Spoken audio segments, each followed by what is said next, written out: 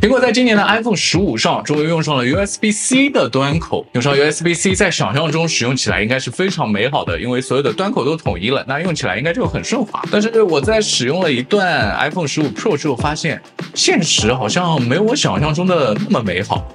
首先，苹果只随包装给了一根 USB-C to C 的充电线，还没有充电头，这也就意味着我现在家里的这些老的插线板都没法用了。包括那些含有 USB-A 充电口的插线板都是没法用的。不过没事儿，谁让我是一个老苹果用户呢？于是我就在家里翻啊翻啊翻啊翻啊翻，总算是翻到了一个以前 iPad Pro 上的 USB-C 的充电口。那把线和口一接，总算是能够在正常普通的插线板上使用这个充电线了。我呢，把这一根线是留在了我最常用的充电场景，那就是我的卧室的床旁柜里。但是充电场景毕竟也不是只有卧室才有啊。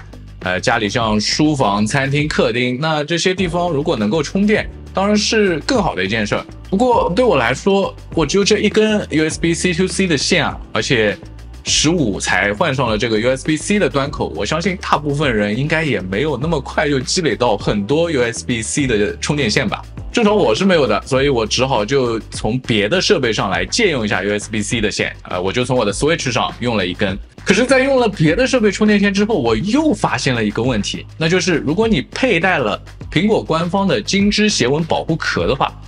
别的 USB-C 的充电口是插不进去的，因为那个尺寸设计的大小没有办法用啊。至少到目前为止，我还没有看到第三方的可以在这种情况下带着保护壳使用的 USB-C 的充电线。如果你看到哪个 C 口的线可以在带着保护壳的情况下能够使用的，请不要吝啬分享在弹幕或者评论区，让大家知道。所以其实啊，在这个时候，无线充电就成了一个很合理的解决方案。就像这款 X-Tree 的3合1无线快充就很合适，它不仅完美的解决了 C 口少的痛点，还能同时给手机、耳机和手表以15瓦的大功率无线快充。可折叠的设计也让出行充电化繁为简，无杂乱，零负担。那说到充电，不得不提，其实这次 iPhone 15是有一个新功能的，那就是可以通过 USB-C Lightning 的充电线反向向其他 iPhone 充电。这么说吧，虽然 iPhone 15 Pro 自己的电量很一般，但是它已经能够做到大公无私给其他 iPhone 设备供电了。虽然说传了很多年的苹果的无线反向充电技术还没有在任何苹果设备上得到实现，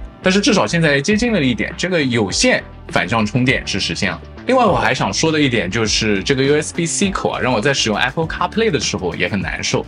主要的原因其实也是我刚刚提到的，因为我只有一根原装的苹果充电线，苹果随机带的这根线是 C 口，这个是要用一根 A 口的，现在是 C to C 的，所以就车上就用不了它自带这根线，所以我就不得不用这根 Switch 上的线了。Switch 正好是 C 口转 A 口的，然后 A 口就可以接在车上，然后 C 口就接手机，但是接手机的话又要讲到我之前提到的那一点了，带着壳的话，带着它这官方壳是插不进去的，因为它正好把这个给堵住了，所以每次我用的时候我就得把壳给取下来，然后这里才能接上去，是不是很蛋疼？整个使用的流程就很，我知道有些小伙伴可能你们的车是有无线的 Apple CarPlay 的，但是对于像我这样还得用线来实现这个功能的人来说，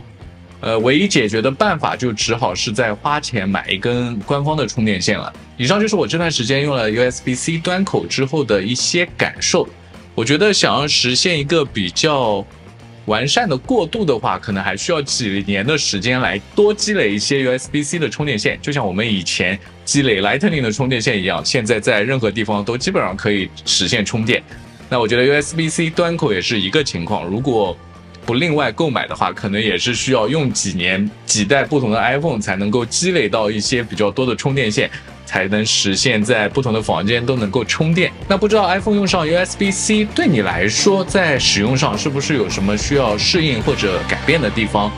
非常欢迎你在弹幕或者评论区留下你的使用体验分享。那今天的视频就到这里，我们下个视频再见，拜拜。